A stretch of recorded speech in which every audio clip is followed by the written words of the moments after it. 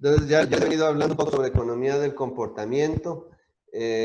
Aquí la idea realmente es que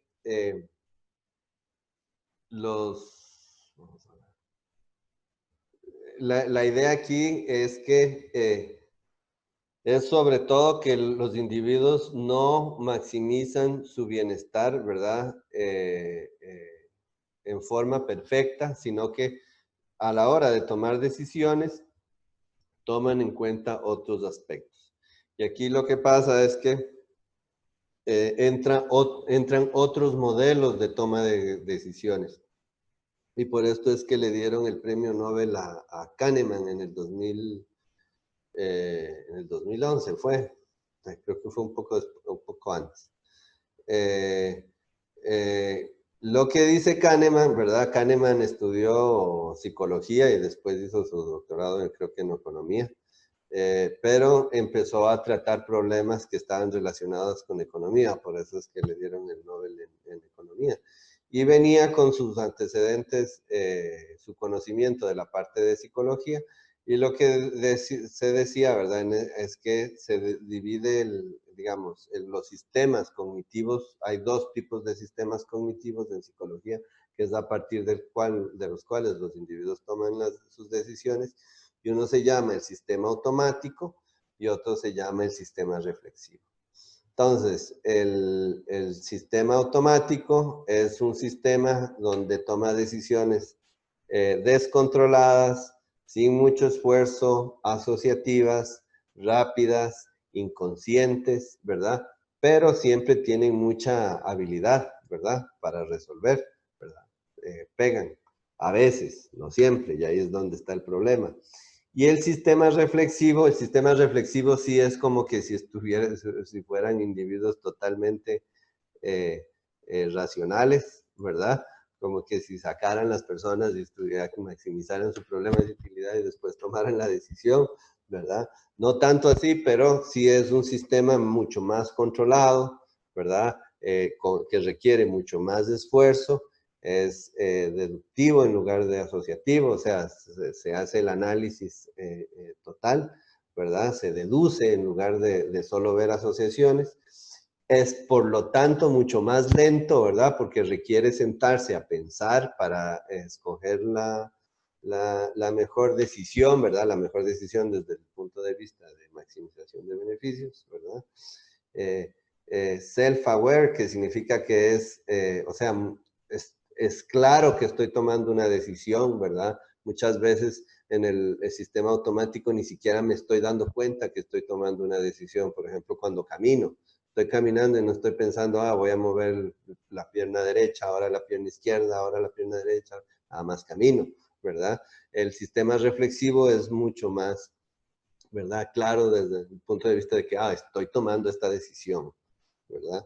Y sigue reglas, ¿verdad? ¿Cómo resuelvo el problema? ¿Qué tengo que utilizar? Tal vez tengo que hacer algunos cálculos matemáticos para tomar mi decisión, etcétera, ¿verdad? Entonces, el sistema racional que modelamos nosotros inclusive está mucho más cerca del sistema reflexivo, ¿verdad? Pero hay en la mayoría de las acciones, y aquí es donde está el problema de la economía, o de la teoría económica, o de la teoría económica neoclásica, es que gran parte de las decisiones que toman las personas vienen del sistema automático, ¿verdad? Que pueden servir, ¿verdad? Creo que, digamos, es parte de la evolución nuestra, ¿verdad? Tomar esas decisiones, y entonces las hacemos casi que en forma natural. Entonces ahí hay varios ejemplos de cómo, les voy a decir algunos ejemplos de cómo es que llega a encontrar cómo toman las decisiones del sistema automático, ¿verdad? Les voy a hablar sobre este ejemplo, normalmente lo ponía en la pizarra, pero ahora creo que no, pero se los voy a contar. Kahneman utiliza este ejemplo y dice que hay una pelota de béisbol y un bate, ¿verdad? Y los dos cuestan $1.10, ¿verdad? Y dice que la diferencia entre la pelota, lo que cuesta la pelota y lo que cuesta el bate, lo que cuesta la bola y lo que cuesta el bate es $1. Entonces hace la pregunta, ¿cuánto cuesta el bate? ¿Cuánto cuesta la bola? Si los dos cuestan $1.10. Lo que ocurre normalmente es que la gente dice, la bola cuesta 10 centavos y la bola cuesta 10 centavos y el bate cuesta $1, ¿verdad? ¿Esa respuesta está correcta o incorrecta? Eso es lo que uno responde rápidamente, ¿verdad? ¿Está correcta o está incorrecta con las axiomas que les di al principio?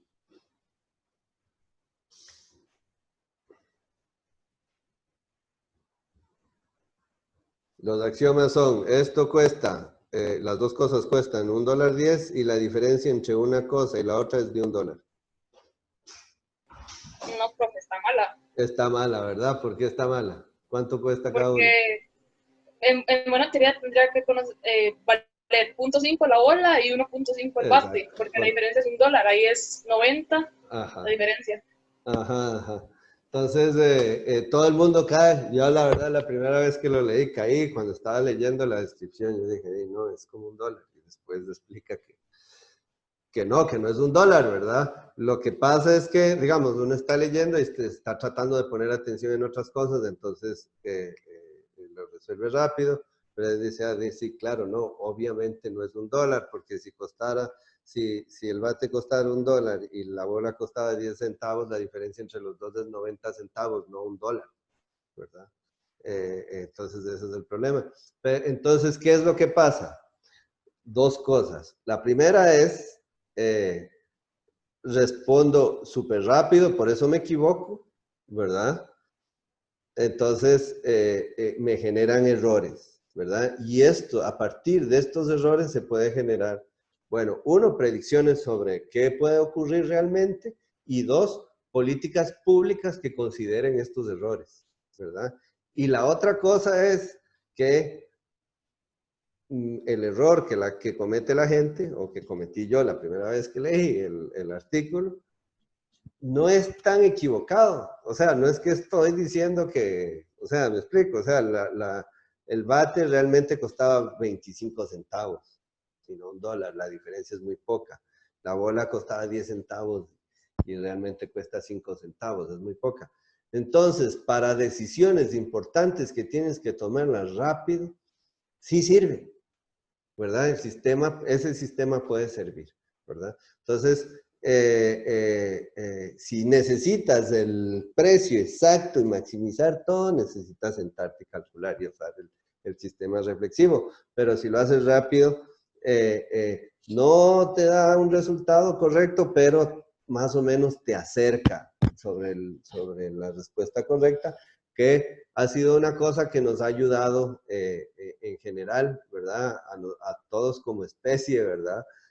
Porque seguramente cuando venía un león, nos decía el sistema, salga corriendo, corríamos, ¿ya? ¿Verdad? En lugar de estar pensando, no, ¿para dónde corro? ¿Qué hago? ¿Corro? ¿No corro? ¿Me explico? Entonces el sistema sí nos ha ayudado y nos ayuda, pero nos genera problemas para nosotros como economistas porque no podemos predecir bien qué es lo que va a ocurrir, ¿verdad? Ni tampoco qué políticas pueden resolver realmente los problemas, ¿verdad? Y dos, uno podría inclusive utilizar esta situación para lograr situaciones deseadas, ¿ok? Este tipo de sesgos. ¿Okay? Entonces, sigamos.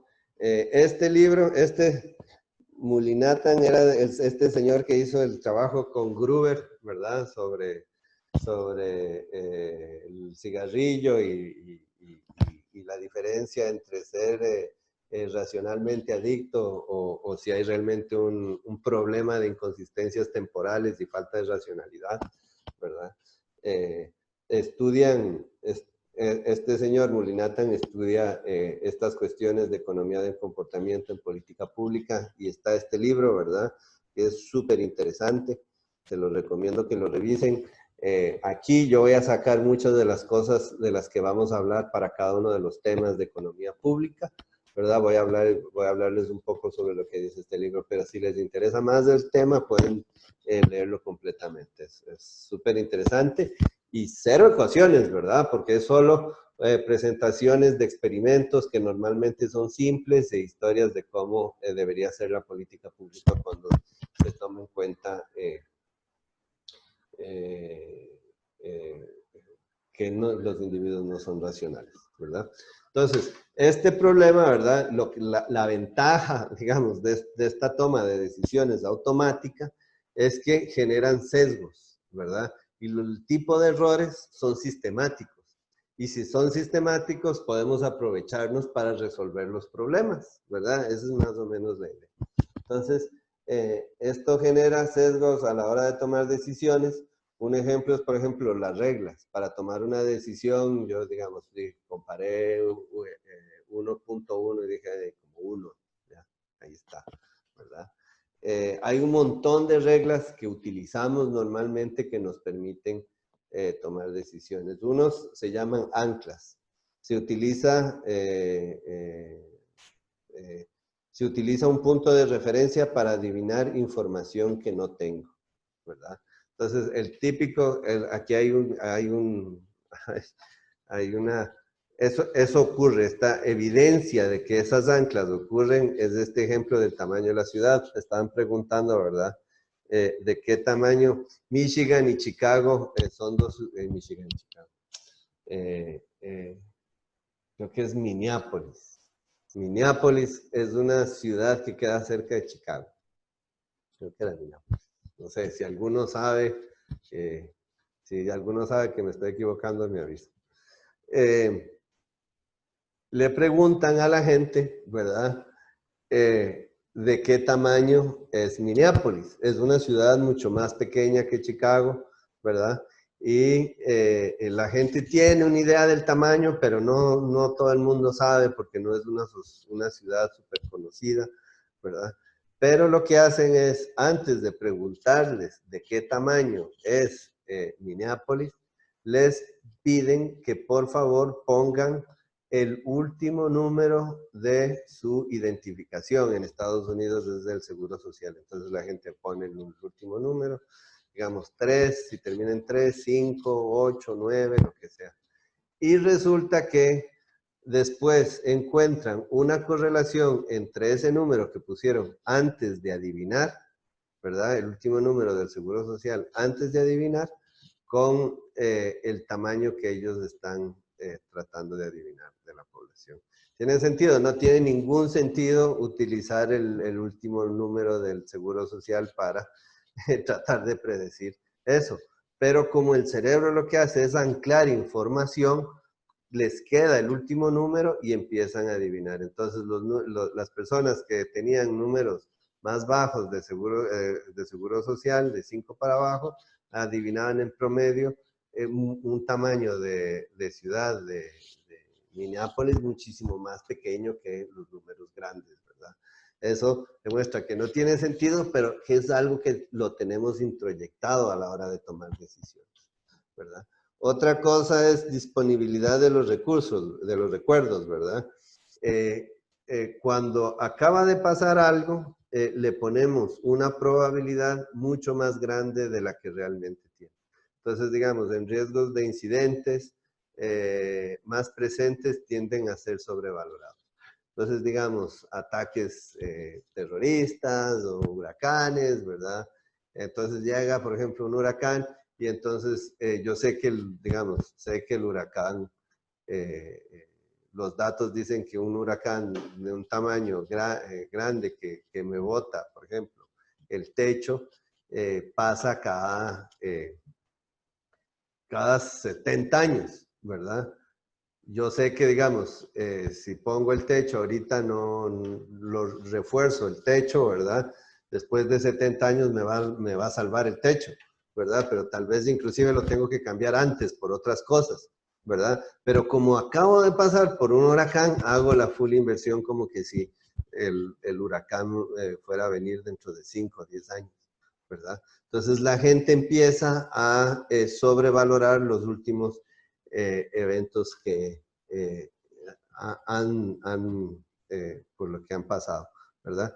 Y también otro problema es la representatividad, ¿verdad? Que es cuando se asocian elementos parecidos a un grupo. Entonces, por ejemplo, cuando hablan de mano caliente en juegos del azar, que digamos una persona le salió 2 manos muy buenas en cartas, y entonces ya dice que tiene la mano caliente, entonces todo el mundo empieza a apostar como que si esa persona la tercera vez va a tener muy buena mano, ¿verdad? Cuando realmente no es cierto, no es representativo y a partir de ahí no podemos proyectar resultados, pero tendemos a cometer ese error, ¿verdad? Inclusive también hay estudios, por ejemplo, de la mano caliente se usa mucho en básquet, ahora que están en los playoffs, ¿verdad?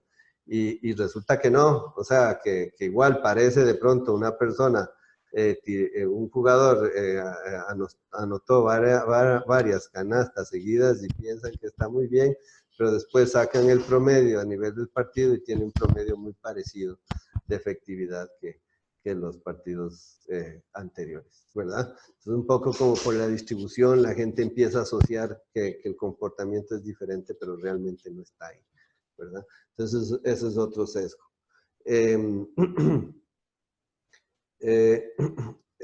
Otra cosa, no sé si... Ajá. Esto genera sesgos a la hora de tomar decisiones, ¿verdad? ¿Qué es lo que pasa? Como comienzo a cometer estos errores en forma sistemática, el sesgo es también en forma sistemática, y ahí es donde puedo ver cierta ventaja para resolver algunos problemas. Entonces, por ejemplo, hay sesgos hacia el optimismo, la gente, digamos, siempre piensa que le va a ir mejor de lo que realmente le va. La gente odia las pérdidas, ¿verdad? Entonces son súper reacios a perder, ¿verdad? Versus a ganar. Entonces, digamos, no es lo mismo, pues, digamos, en una situación entre apostar, perder $1 versus ganar $1, ¿verdad? La gente apuesta muchísimo más por ganar $1, ¿verdad? Versus, digamos, apuesta muchísimo menos o sea, odian perder, incluso, aunque las diferencias sean iguales, ¿verdad? Y yo tenga el problema igual, entonces la gente es súper aversa a perder. Entonces, digamos, voy a tratar de explicarme mejor. Digamos como que si yo enmarco una apuesta, la puedo enmarcar como que si fuera una pérdida o como que si fuera una ganancia, ¿verdad? Si yo enmarco la apuesta como que si fuera una ganancia, tal vez juego, ¿verdad? Pero si la enmarco como que si fuera pérdida, no juego nada, nada más quiero salirme de la apuesta rápidamente y perder lo menos posible, ¿verdad? Entonces, no tiene sentido, ¿verdad? Cambiar el marco, ¿verdad? Y que cambien los premios. Pero sí, la gente sí, o sea, el marco cambia, pero los premios no cambian. Pero como cambia el marco de presentación, entonces la gente reacciona diferente por el marco y no debería de ser así, ¿verdad? Es otra forma de sesgo, ¿verdad? Después siempre hay un sesgo grandísimo hacia el status quo. La gente evita tomar las decisiones. Eso está en el modelo en el video de Ariely, que está colgado, se los recomiendo que vean. Y después hay sesgos de confirmación, que lo que uno busca es como los sesgos que aprueban sus creencias previas. Es súper complicado. Digamos, si yo creo en algo, me muestran evidencia, ¿verdad? Y yo leo la evidencia mal, porque lo que yo creo es lo correcto, ¿verdad? Entonces, eso tiende a pasar muchísimo también, ¿verdad? Entonces, eso es otra cosa que hay que resolver, ¿verdad? O que podemos aprovechar. Entonces, les voy a dar algunos ejemplos sobre esas cosas para ver si nos entendemos mejor. El gobierno puede utilizar estos errores y sus causas para generar comportamientos deseados. Un ejemplo es, por ejemplo, los pequeños relieves en la carretera para reducir la velocidad. Antes, yo creo que ya los quitaron, pero cuando uno llegaba a Cartago, ¿verdad? En la pista Cartago, en Ochomogo, hay unos relieves que uno pasaba con el carro y decía ta, ta, ta, ta, ¿verdad? Entonces, esos relieves los ponen para que el que está manejando sienta la velocidad a la que va. De hecho, ¿verdad? Bien en forma diseñada, esos relieves lo que hacen es que van reduciéndose conforme van avanzando. Entonces, los primeros están como a 40 metros, los siguientes a 30 y los siguientes a 20, ¿verdad? Entonces, lo que pasa es que uno va pa, después pa.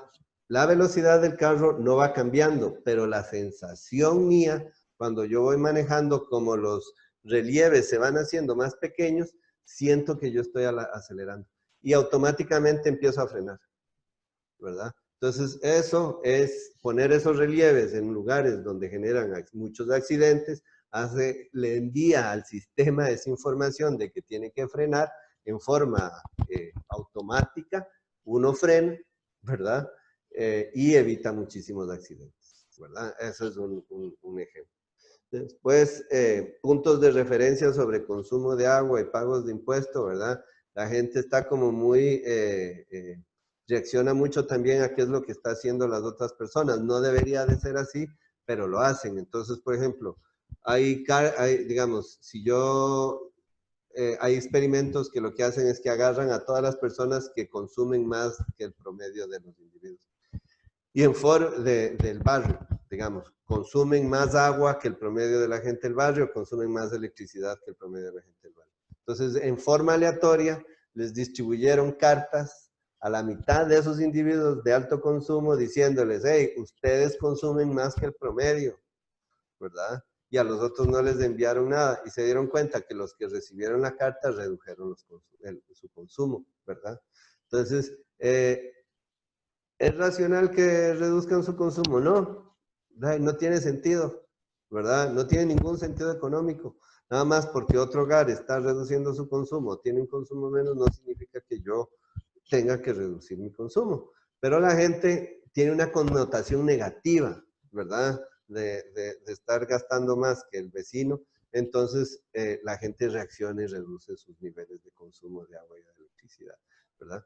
Entonces, hay épocas, por ejemplo, donde hay sequías, donde sí quiero que la gente me reduzca la cantidad de agua, ¿verdad? Que es racional, ¿verdad? Entonces, nada más mandar este tipo de cartas hace que se reduzcan. Igual con los impuestos, ¿verdad? Que es una metodología, o sea, la tasa de costo-efectividad es súper alta porque mandan cartas diciendo, hey, todos sus vecinos ya pagaron los impuestos, o el 80% de sus vecinos ya pagó los impuestos.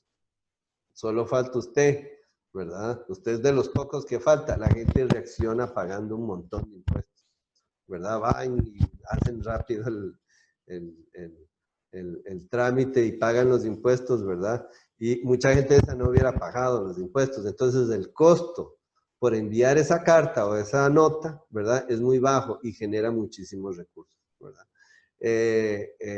Un poco lo que está detrás es que la gente no tiene, digamos, tiene limitaciones cognitivas también para tener todo maximizando, optimizándose simultáneamente y entonces se le olvida cosas y empieza a hacer cosas y no es porque no quieran pagar los impuestos, sino es simplemente porque se les olvidó. Entonces, si yo voy y les meto la información inmediatamente, ¿verdad? La gente reacciona y dice, voy a ir a pagar los impuestos, ¿verdad? Y eso genera muchísimos cambios de información y a partir de ahí viene toda la teoría de los notch, ¿verdad? De Thaler y que también ganó el Nobel hace algunos años, ¿verdad? Que un poco también habla sobre eso, ¿verdad? Que es sobre la irracionalidad de las personas, puede ser por limitaciones cognitivas, y entonces, bueno, estamos hablando de que no podemos maximizar todo el tiempo todas las decisiones, ¿verdad? No podemos resolver el problemita todo el tiempo. Entonces, estos tipos de notch lo que hacen es guiarte para que te enfoques en una decisión y resuelvas esa decisión, ¿verdad? Y eso, si uno puede distribuir los nudges de forma adecuada, puede generar mucho bienestar. Y después, esto del status quo de la donación de órganos, sí está en el video de Arlie, de comportamiento, es súper interesante. El ejemplo es que resulta que, por ejemplo, ahorita no me acuerdo de los nombres de los países, en el video están bien, ¿verdad? Pueden ver el video. Pero lo que dice es que, por ejemplo, había un país de escandinavo donde la donación de órganos era altísima y otro país de escandinavo donde la donación de órganos era bajísima. Y había un país, creo que era Italia o España, donde la donación era altísima y otro país donde la donación de órganos era bajísima. Entonces decían, uno pensaría que es, digamos, la donación de órganos puede ser por sus creencias, ¿verdad? Puede ser inclusive sobre sus creencias religiosas o sobre otros aspectos de su vida, ¿verdad? Que hace que una persona esté dispuesta o no a donar un órgano, ¿verdad? Pero, digamos, claramente no se veía ningún patrón porque en los países menos religiosos también había lugares donde nadie donaba los órganos y otros donde todo el mundo donaba los órganos. Y en países religiosos también habían países donde donaban mucho y otros donde no, ¿verdad? Entonces parecía que no tenía que ver con creencias. Entonces resultó que lo que hicieron fue revisar la hojita donde la gente aceptaba o no aceptaba donar los órganos. Y normalmente preguntan cuando uno recibe la licencia si quiere o no quiere donar los órganos. Entonces, resulta que en los países que donaban mucho los órganos, la pregunta era, si usted no quiere donar los órganos, marque con X. Y entonces la gente no marcaba. Y entonces terminaban todo el mundo donando órganos. Y en los otros países donde donaban poco, la pregunta era, si usted quiere donar órganos, marque. Y nadie marcaba de todas formas. Y entonces no, todo el mundo, nadie quería donar los órganos, ¿verdad? De acuerdo a la forma, ¿verdad? Entonces, debería de haber una solución.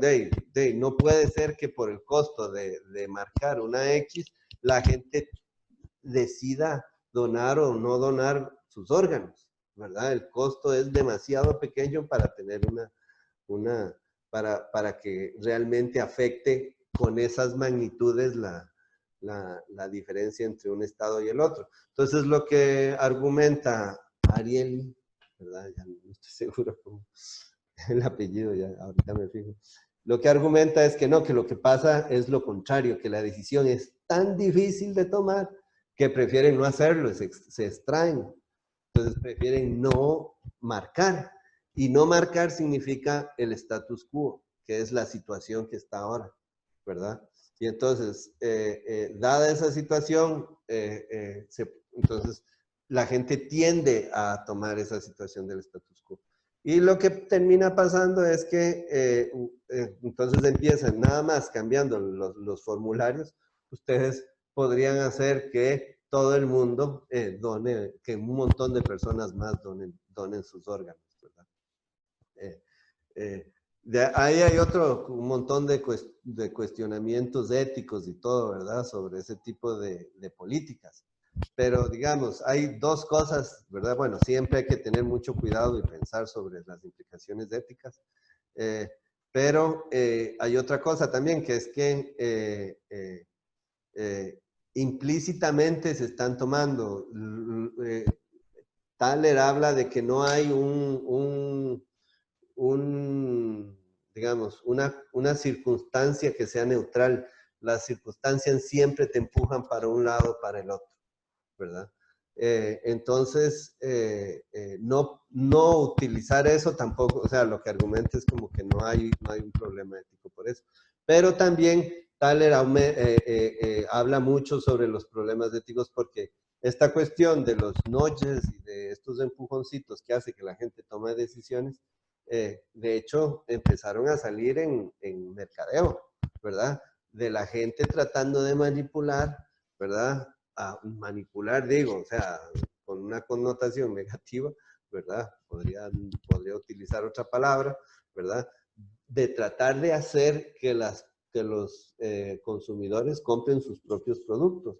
Y entonces hay un montón de nudges, de empujoncitos en consumo que afectan mucho mis decisiones. Ejemplo, en los supermercados, si ustedes ven, las golosinas están en los estantes bajos, porque ahí es donde llegan los chiquitos. Entonces los chiquitos van, agarran, empujan y empujan, empiezan a tratar de hacer que los papás compren, les compren las cosas dulces. Entonces, nada más reorganizando las cosas, ¿verdad? Si las ponen arriba, el que toma la decisión es el papá, pero si las ponen abajo, abren la posibilidad de que el niño empiece a empujar y eso ya cambia las decisiones.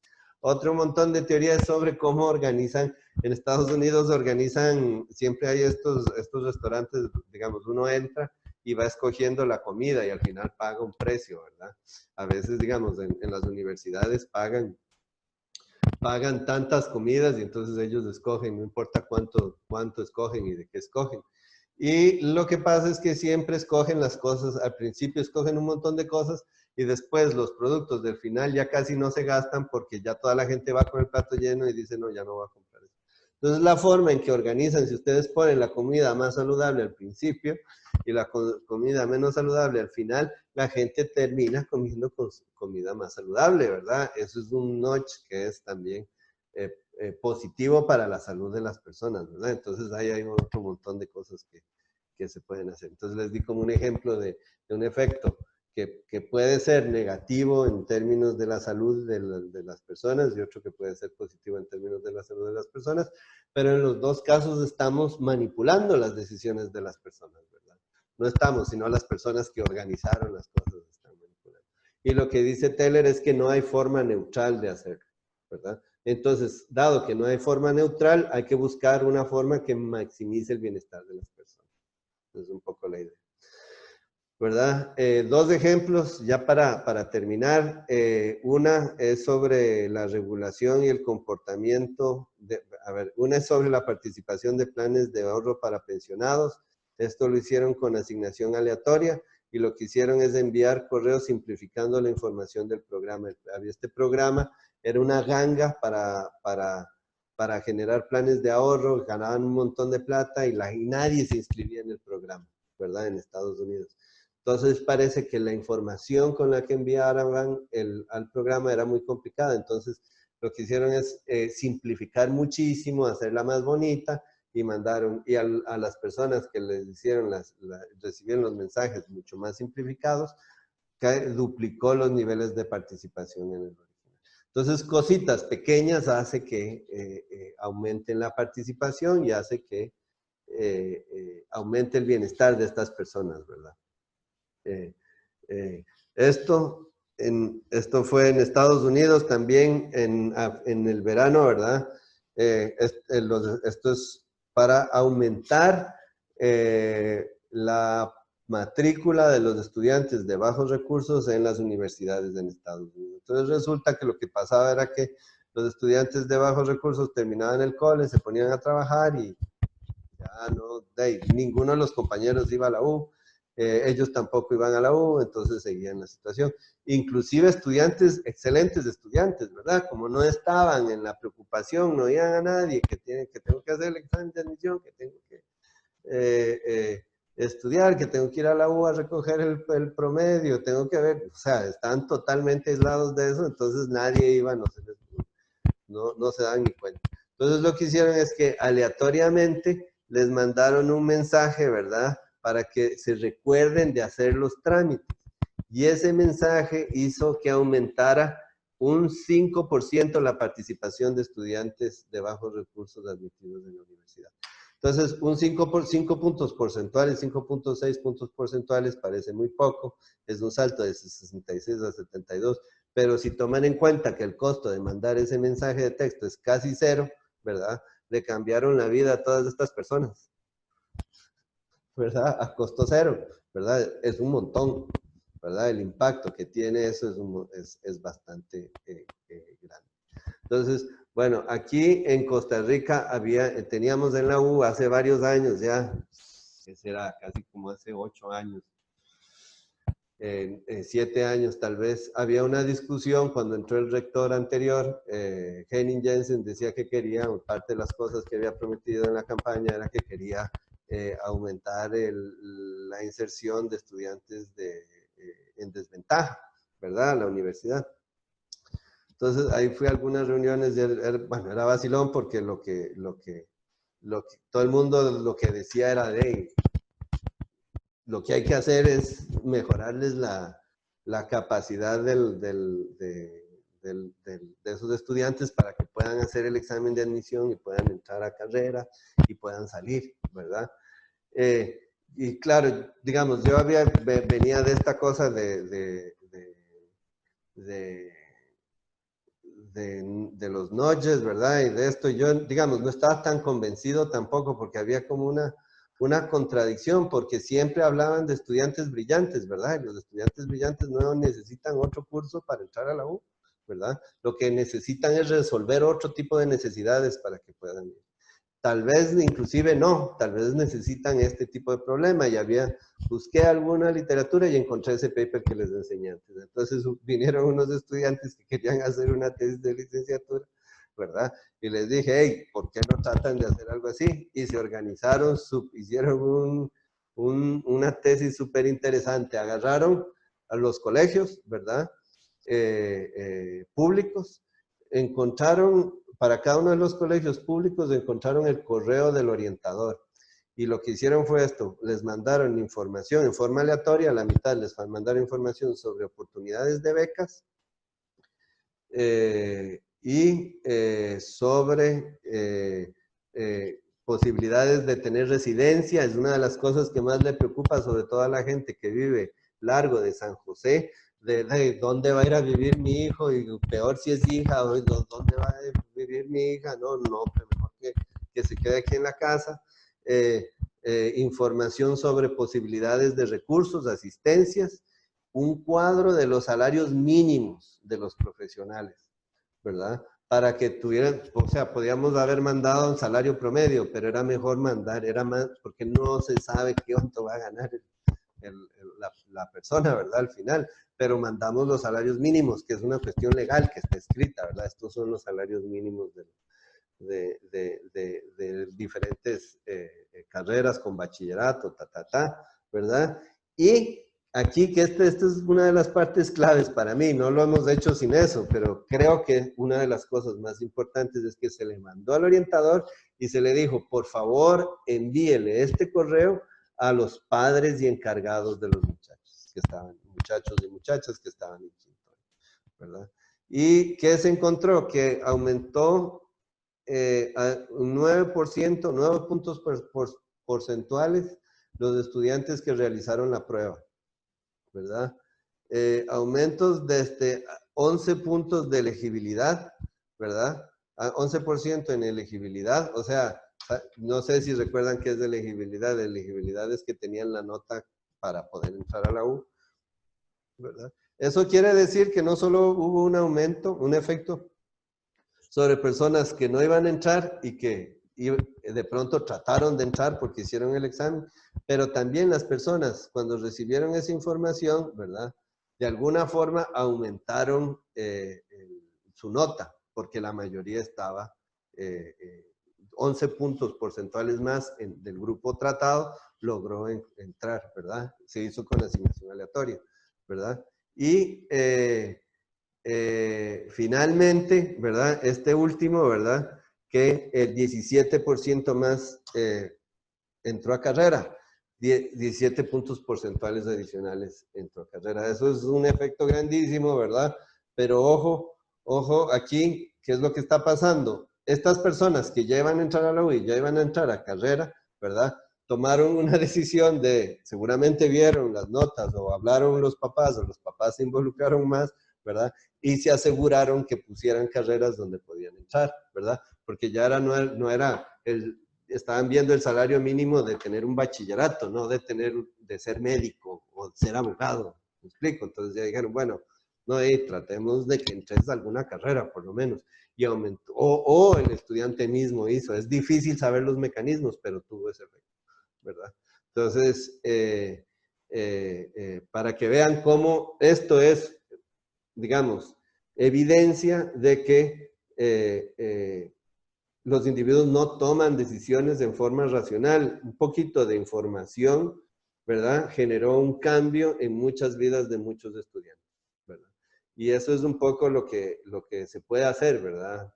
Aprovechando, digamos, saliéndose del modelo de economía neoclásica que te dice que todo es racional, ¿verdad? Ya estas dos últimas cosas, ya para cerrar, ¿verdad? Resulta, ¿verdad?, que la gente tiende a creer lo que tiende a ver la evidencia como prueba de que lo que ellos creen es cierto, ¿verdad? Entonces agarraron a una gente del Banco Mundial y a otra gente de Colombia, ahí está el paper y este video de Colombia, se los voy a subir, está lindísimo también para que lo vean. Entonces les presentan, digamos, les presentan diferencias en diferencias. En un caso, inventan un país, dicen, el país de Cracovia, resulta que antes de la política tenía esto y después una provincia tenía esto y metieron una política y otra no tenía. Y generan evidencia, una que dice, en términos de diferencias en diferencias, que el salario mínimo aumenta el empleo y otra que dice que el salario mínimo reduce el empleo. Y después les preguntan a las personas qué tan conservadoras son, que si creen en ciertas cosas. Entonces van y les dicen, bueno, de acuerdo a estos datos, ¿ustedes creen que eso es evidencia de que el salario mínimo mejora el empleo o que empeora el empleo? Y los que creían que no mejoraba, a pesar de que veían que la evidencia era que sí aumentaba, tendían a decir que no, que no veían esa evidencia ahí.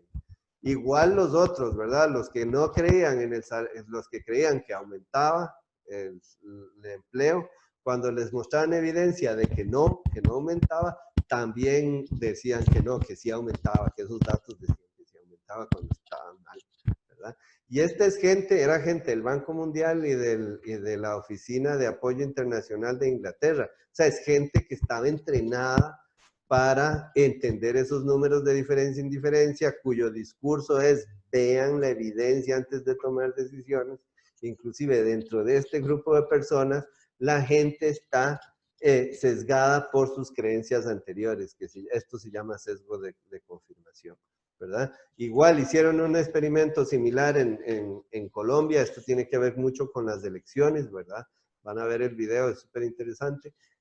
Y tienen los mismos resultados, ¿verdad? Que la gente que previamente creía una cosa es súper difícil que cambien de opinión, ¿verdad? Inclusive si les enseñan evidencia de que los procesos de paz en Colombia sirven o que los salarios mínimos sí aumentan el empleo o lo contrario de que los salarios mínimos no aumentan el empleo. Si yo creía lo otro ya es muy difícil. Después hay otro artículo sobre noticias falsas, eso se los voy a buscar, es súper interesante porque ahí les reparten y les dicen, hey, estas son noticias falsas. Y después van y les dicen, clasifica esta historia y esta entre falsa y verdadera. Y entonces les ponen un montón de historias y si ellos vieron las historias antes, inclusive cuando les dijeron que eran falsas, cuando las ven repetidas creen que son verdaderas y marcan verdaderas y tiene un impacto grandísimo haberla visto antes. Entonces, ¿qué significa esto? Que por eso es que fue tan efectivo, por ejemplo, las intervenciones